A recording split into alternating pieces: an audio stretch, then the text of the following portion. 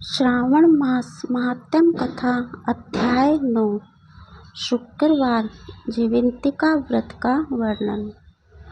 ईश्वर बोले, हे सनत कुमार, इसके बाद अब मैं शुक्रवार व्रत का आख्यान कहूँगा, जिसे सुनकर मनुष्य संपूर्ण आपदा से मुक्त हो जाता है। लोग इससे संबंधित एक प्राचीन इतिहास का वर्णन करते हैं।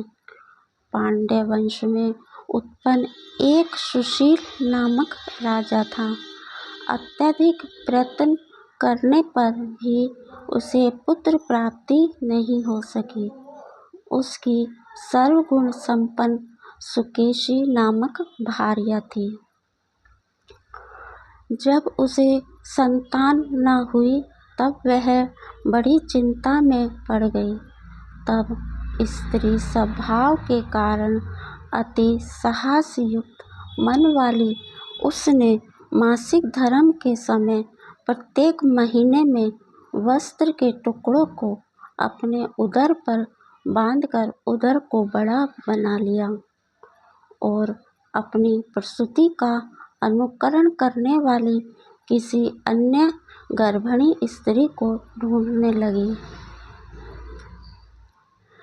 भावी देवयोग से उसके पुरोहित की पत्नी गर्भिणी थी। तब कपट करने वाली राजा की पत्नी ने किसी प्रसव कराने वाली को इस कार्य में लगा दिया और उसे एकांत में बहुत धन देकर वह रानी चली गई।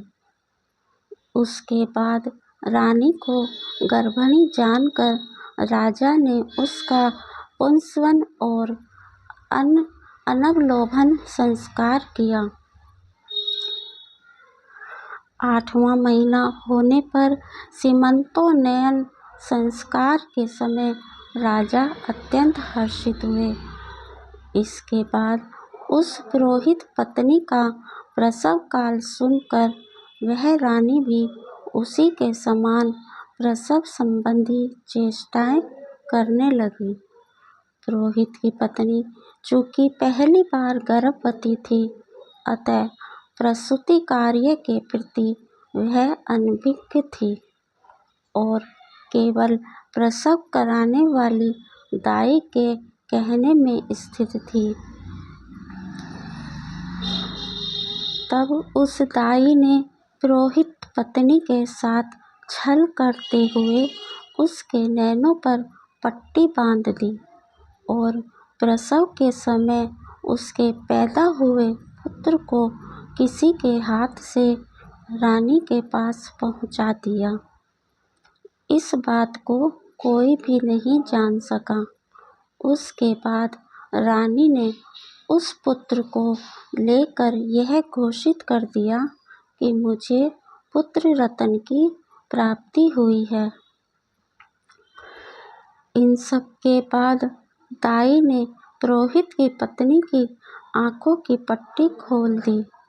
दाई अपने साथ एक मांस का पिंड लाई थी और वह उसे दिखा दिया। फिर उसके सामने आश्चर्य तथा दुख प्रकट करने लगी कि यह कैसा अनिष्ट हो गया और कहने लगी कि अपने पुरोहित पति से इसकी शांति जरूर करवा लेना। कहने लगी, संतान नहीं हुई कोई बात नहीं, पर तुम जीवित हो यह अच्छी बात है। इस पर पुरोहित पत्नी को अपने प्रसव के स्पर्श चिंतन से बहुत संदेह हुआ। ईश्वर बोले, राजा ने पुत्र जन्म का समाचार सुनकर जात कर्म संस्कार कराया और ब्राह्मणों को हाथी, घोड़े तथा रथ आदि प्रदान किए। राजा ने कारागार में पड़े सभी कैदियों को प्रसन्नतापूर्वक मुक्त करा दिया। उसके बाद राजा ने सूतक के अंत नामकरण तथा अन्य सभी संस्कार किए। उन्होंने अपने पुत्र का नाम प्रियव्रत रखा। हे सनत कुमार, श्रावण मास के आने पर पुरोहित की पत्नी ने शुक्रवार के दिन भक्ति पूर्वक देवी जीवंतिका का पूजन किया। दीवार पर अनेक बालकों सहित देवी जीवंतिका की मूर्ति लिखकर पुष्प तथा माला से उनकी पूजा करके गोधूम की पीठी के बनाए गए 5 दीपक उनके सन्मुख जलाए और स्वयं भी गोधूम का चूर्ण भक्षण किया और उनकी मूर्ति पर चावल फेंका और कहा, हे जयवंती, हे करुणा करवे, जहाँ भी मेरा पुत्र विद्यमान हो आप उसकी रक्षा करना। यह प्रार्थना करके उसने कथा सुनकर विधि नमस्कार किया। तब जीवंतिका की कृपा से वह बालक दीर्घायु हो गया और वे देवी उसकी माता की श्रद्धा भक्ति से के कारण दिन रात उस बालक की रक्षा करने लगी। इस प्रकार कुछ समय बीतने पर राजा की मृत्यु हो गई।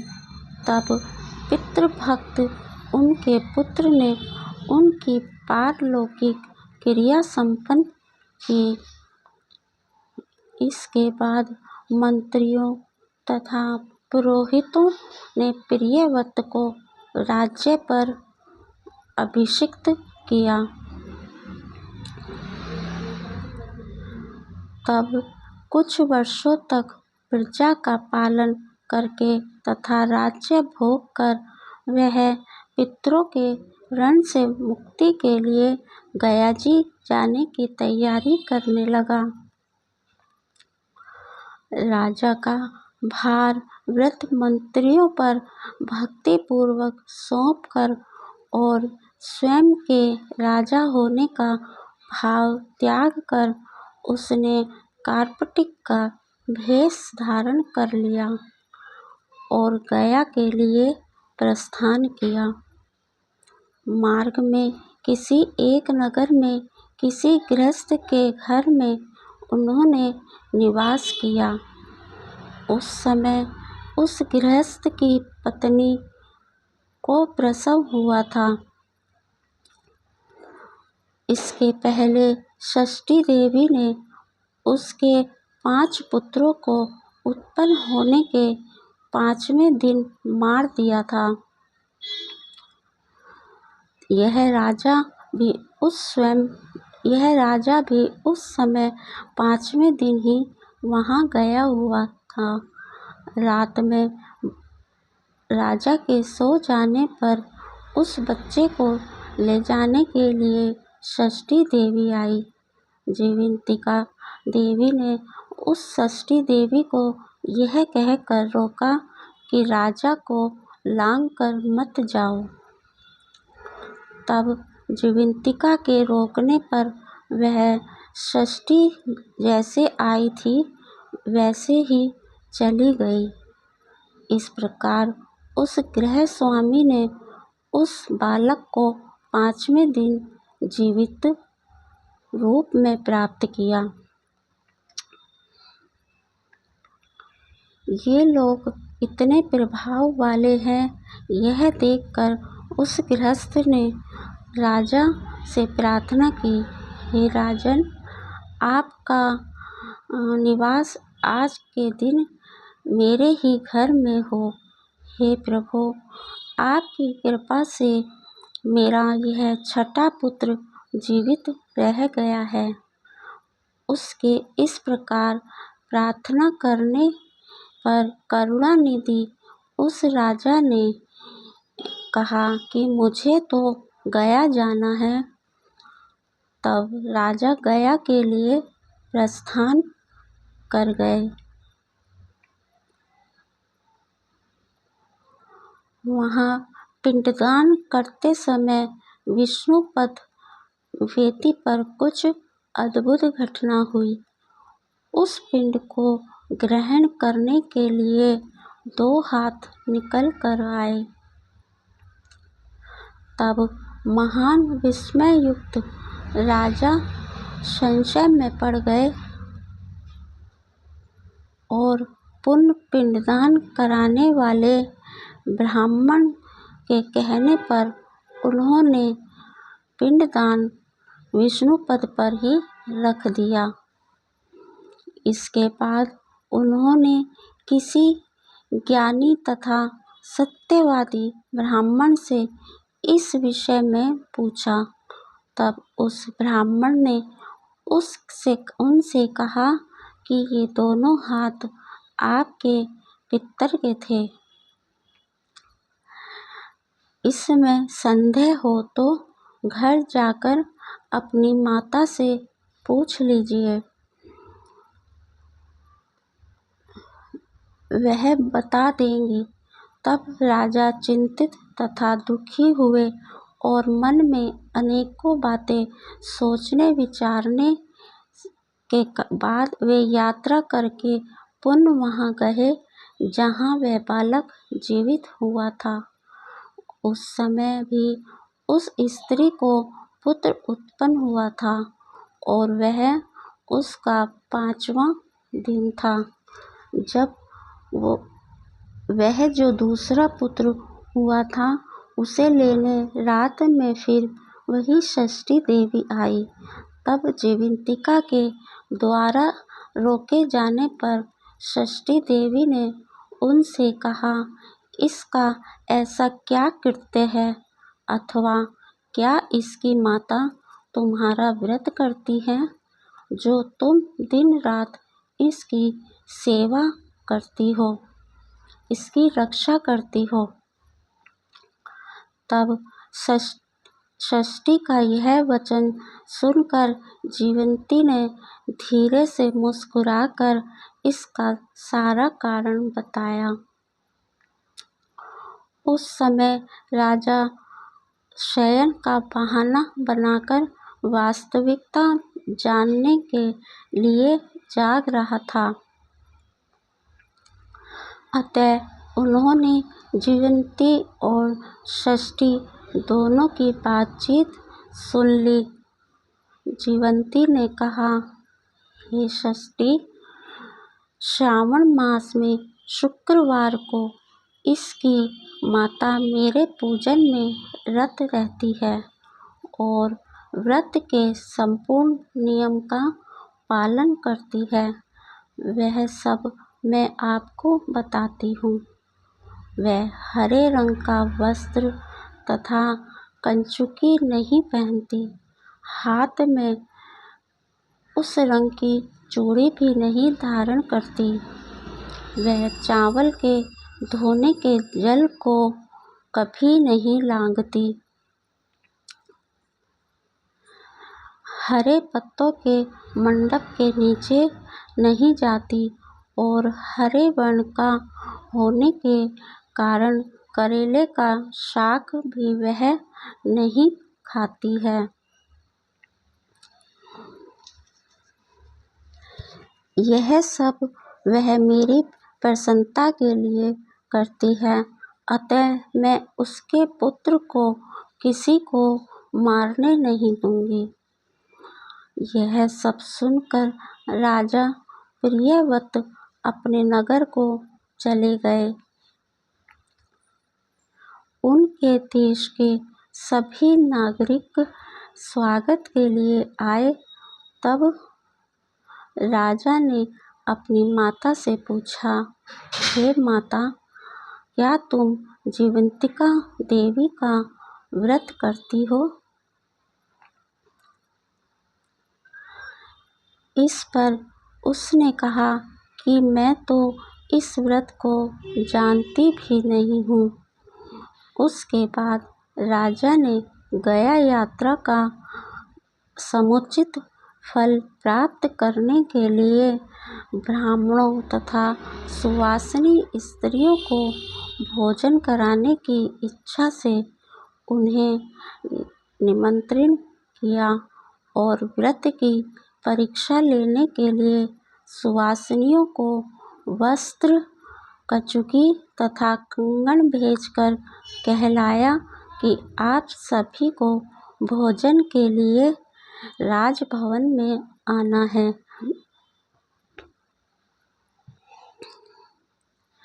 जब पुरोहित की पत्नी ने दूत से कहा कि मैं हरे रंग की कोई भी वस्तु कभी ग्रहण नहीं करती हूँ, राजा के पास आकर दूत ने उसके द्वारा कही गई बात राजा को बता दी।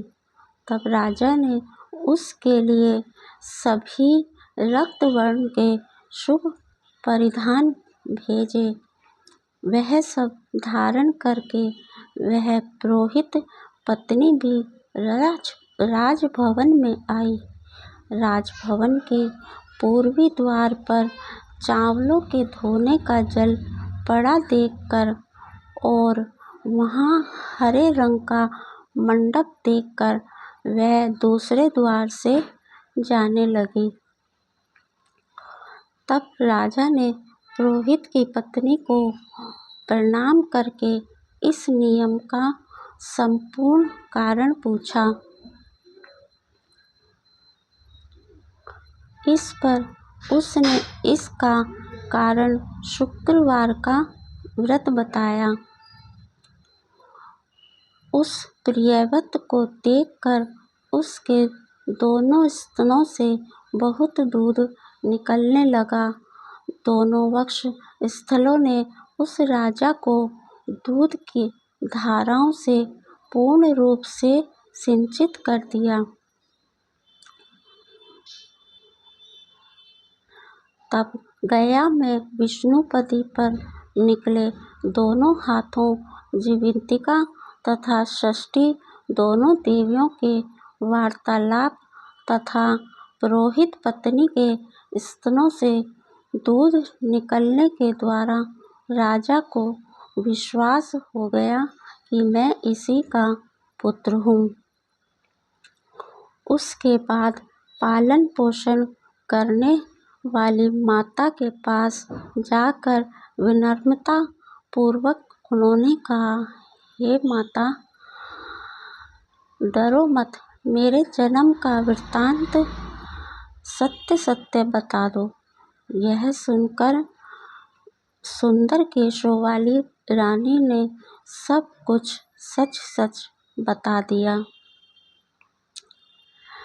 तब प्रसन्न होकर उन्होंने जन्म देने वाले अपने माता पिता को नमस्कार किया और संपत्ति से वृद्धि को प्राप्त करवाया।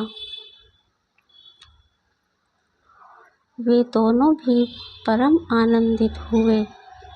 एक दिन राजा प्रियव्रत ने रात में देवी जीवंती से प्रार्थना की, हे जीवंती, मेरे पिता तो ये हैं, तो फिर वे दोनों हाथ कैसे निकल आए थे? तब देवी ने स्वप्न में आकर संशय का नाश करने वाला वाक्य कहा, हे प्रियव्रत, मैंने तुम्हें विश्वास दिलाने के लिए ही यह माया की थी, इसमें कोई संदेह नहीं है। सनत कुमार, यह सब मैंने आपको बता दिया। श्रावण मास में शुक्रवार के दिन इस व्रत का अनुष्ठान करके मनुष्य सभी मनोरथों को प्राप्त कर लेता है। इस प्रकार श्री स्कंद पुराण के अंतर्गत ईश्वर सनत कुमार संवाद में श्रावण मास महात्म्य में शुक्रवार जीवंतिका व्रत कथन नामक 9वां अध्याय पूर्ण हुआ। जय श्री कृष्ण। ओम नमः शिवाय। यदि आपको मेरी कथा पसंद आती है तो कृपया मुझे अपना प्यार और आशीर्वाद दीजिए। अगर कोई त्रुटि रह गई हो तो कमेंट बॉक्स में कमेंट जरूर कीजिए। जय जय श्री राधे कृष्ण।